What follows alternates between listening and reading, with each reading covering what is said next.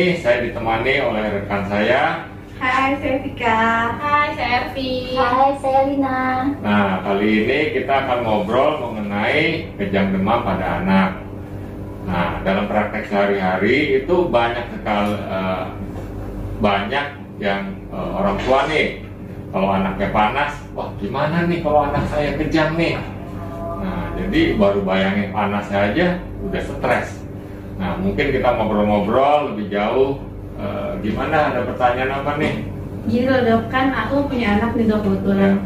Kan suka takut juga ya kalau lagi panas. Sebenarnya sih suhu berapa sih anak bisa terjadi kejang gitu dok? Nah, suhu normal, kita harus tahu dulu suhu normal. Karena banyak dari orang tua ya, main kasih aja tuh obat penurun panas. Oh, dipegang nih, wah ini panas ini, langsung kasih. Sampai 37,4 normal. Nah, seringkali kejang itu terjadi di suhu 38 sampai 40. Nah, jadi kita juga nggak tahu nih mau 38, 38 setengah, 39 ya. Ya, kalau dia mau kejang aja begitu. Kalau kejang gitu bisa berulang nggak sih dok? Nah, bisa nih. Kalau kejang pertama kali di bawah setahun, resiko berulangnya itu lebih tinggi dibandingin kalau dia kejangnya di atas setahun yang pertama kali loh. Nah, umumnya sih dari anak yang kejang sekitar 30% dia akan berulang. Jadi nggak terlalu banyak juga gitu. Terus untuk pemberian obat panasnya nih dok, kan suhunya di atas 374 tadi kata dokter ya? Iya. Nah terus misalnya udah dikasih obat nih dok, terus panasnya nggak turun-turun tuh dok, harus dikasih obat lagi apa gimana supaya nggak kejang gitu dok? Nah, pemberian obat panas baik paracetamol ataupun ibuprofen tidak dapat mencegah terjadinya kejang. Jadi jangan kan nih ada pasangan nih saling nyalain, lu sih nggak kasih penurun panas, kejang nggak tuh. Jadi mau dikasih atau nggak dikasih obat penurun panas, kalau dia mau kejang ya kejang aja. Jadi pasangan tuh jangan saling menyalahkan. Nah, karena obat yang diberikan tidak akan menghentikan kejang, mencegah kejang gitu. Nah, jadi harus tepat dosis. Banyak nih orang tua asal main kasih aja, pokoknya udah kasih obat. Banyak yang dosisnya kurang, jadi kerja obatnya juga nggak maksimal. Nah, jadi misalnya udah kasih obat, kita ukur di atas 38, ya kalau paracetamol boleh kita kasih setiap 4 jam. Tapi kalau ibuprofen setiap 6 jam kita boleh kasih. Jadi bisa diulang ya dok ya obat? Boleh diulang ya, kalau di atas 38 gitu. Terus dok, kalau misalnya anak pada kejang itu sakit nggak dia rasanya? Enggak tuh, jadi kita mesti tahu dulu nih, anaknya kejang atau gemeter. Karena orang tua kadang-kadang kalau anaknya gemeter dibilang kejang. Iya. Nah, biasanya kejang itu tangan, tubuh ya, tangan, kaki, badan itu kaku. Kadang tangan digoyang-goyangin begini, matanya tuh mendelik ke atas, jadi kelihatan putihnya aja. Muka tuh bisa pucat atau biru. Nah, seringkali di mulutnya, sudut mulut ini keluar busa.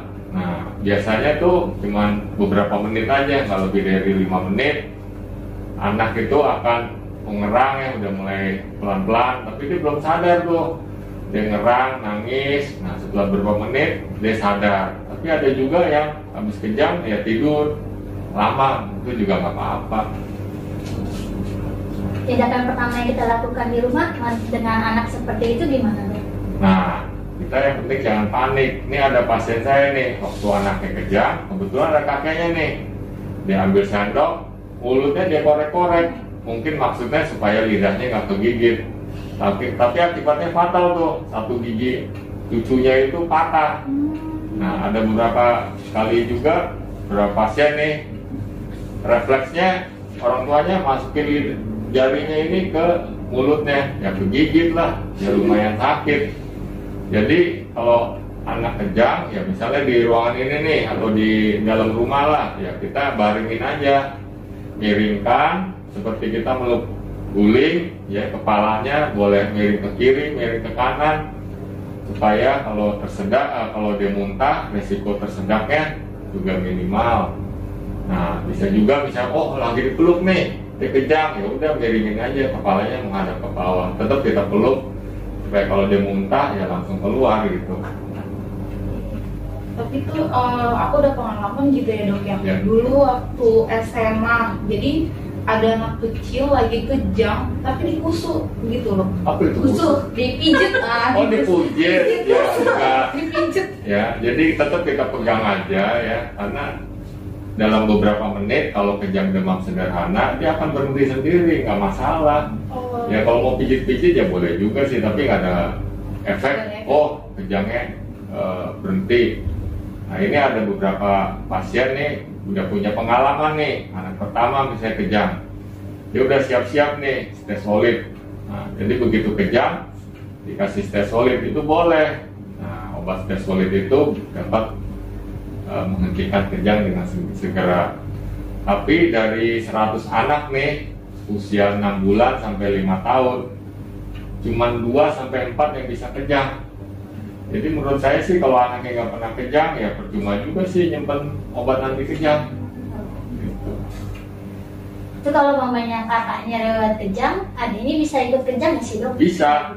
Jadi keturunan lah. Kalau orang tuanya dulu waktu kecil panas kejang, resiko anaknya 30% lebih tinggi. Nah kalau saudara kandungnya yang pernah kejang, resikonya 20%. Jadi lebih sedikit lah begitu. Terus kalau keseringan gitu kita harus konsul ke dokter saraf atau gimana? Oh iya, jadi gini, umumnya kan cuma 1 sampai 3 kali selama 6 bulan sampai dia 5 tahun.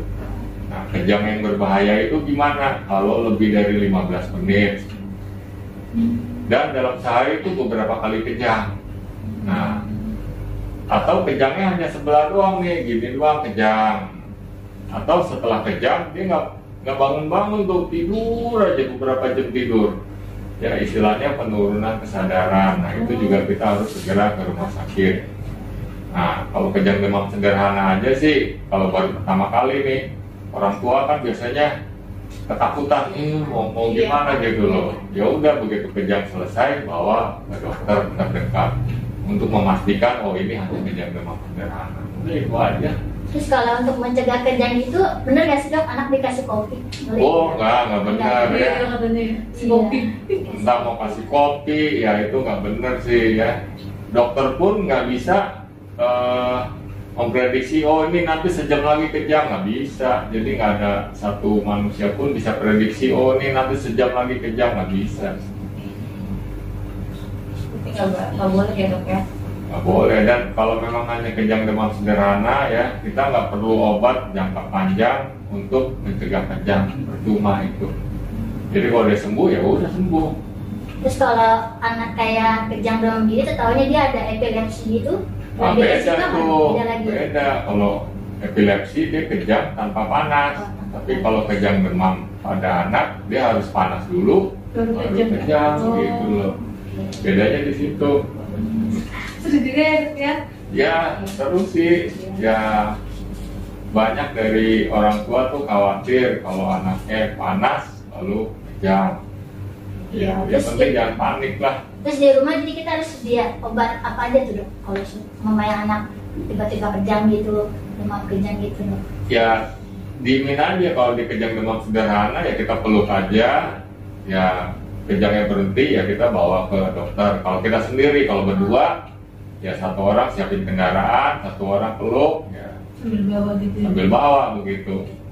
Lagi kejang gitu dikasih steroid langsung nggak bisa ya dok ya? Bisa kalau ada obat stesolidnya bisa pasti. Ya itu cepet berhenti kejang. Pas lagi kejang-kejangnya gitu dimasukin Oh ke dokter. iya, justru stesolid itu diberikan saat kejang, bukan sebelum kejang. Tapi ada orang tua nih, ya udah kasih aja obat lewat anus supaya dia nggak kejang, ya nggak bisa. Dosisnya itu tergantung dari berat badan? atau Betul, kalau stesolid itu berat badan kurang dari 12 kilo kita kasih 5 mg, di atas 12 kilo kita kasih 10 mg. Jadi kita harus ada sedia obat ya dok ya? Ya nggak juga sih, tadi kan dari 100 anak cuma 2 sampai 4. Kecuali dulu anaknya pernah kejang ya bolehlah buat persiapan. Kalau misalnya nih dok udah selesai, kan kejang itu kan cepet ya dok ya. terus kita ketelatan nih baru beli stesolidnya, perlu kita kasih nggak kalau udah selesai kejangnya? Ya nggak perlu. Nggak perlu. Stesolid sakitnya. Kalau udah selesai kejang ya percuma. Nggak usah gitu. Nggak usah. Biasanya kalau tanda-tanda yang khas anak demam kejang itu gimana sih? Nggak ada. Oh, nggak ada. Nggak ada. Makanya tadi yang dibilang dokter pun nggak bisa prediksi. Oh, ini sejam lagi bakal kejang, nggak bisa. Datang sendiri ya dok, kejang ya kejang aja. Iya. Nah, jadi jangan pasangan nih jangan menyalahkan. Oh, nih nggak kasih obat Iya. nih, jadi Nggak kejang kasih gitu. obat. Enggak ya. Jadi jangan salahkan pasangan dan jangan panik. Ya, kalau kita panik kita nggak akan berpikir dengan jernih. Iya, semuanya. Yang pasti harus sedia obat demam lah ya dok. Ya, turun panas boleh. Panas. Gitu ya. Suhunya harus berapa dok kalau minum obat demam? Di atas 38 kasih aja. Kalau langsung kasih ibuprofen boleh nggak dok? Apa harus itu dulu? Boleh salah satu, mau paracetamol atau mau ibuprofen ya silahkan. Cuma ibuprofen mesti makan dulu. Ya belum mesti isi lah snack atau apa. Biasanya kalau demam itu kan suka ada yang panas di kepalanya aja tapi badan enggak tuh dok. Itu gimana tuh dok? Ya enggak pasti semuanya. Enggak, soalnya kayak keponakanku di rumah, dia panasnya cuma di kepala aja, terus sama ibunya disuruh langsung dikasih obat demam. Ya ukur aja, ukur pakai termometer ya. Biar pasti ya dok. Iya. Nggak paling di atas paling di Iya, atas. iya kadang-kadang cuma panas kepalanya doang, tapi badannya ada di Bisa, bawah. bisa Kira-kira. panas di badan, di tangan kaki dingin itu bisa. Iya, Kita- padahal pasti sini kita panas ya, ukur Dok. ya panas semuanya, gitu loh. Oh iya dok, dulu pernah pengalaman itu di klinik anak lagi kejang dikasih apa diambil es batu habis itu diselipin di mana gitu. Oh enggak, kita Panas kompres. nggak nih gitu. Enggak, kita sekarang kompresnya kompres anget. Dia kompres anget ya, Dok? Kompres anget ya. Dulu tuh kak waktu Iya. di klinik. Iya dulu, sekarang enggak ya. Ya, jadi mudah-mudahan obrolan ini dapat berguna untuk penanganan kejang demam sederhana di rumah. Sampai ketemu di video berikutnya. Bye.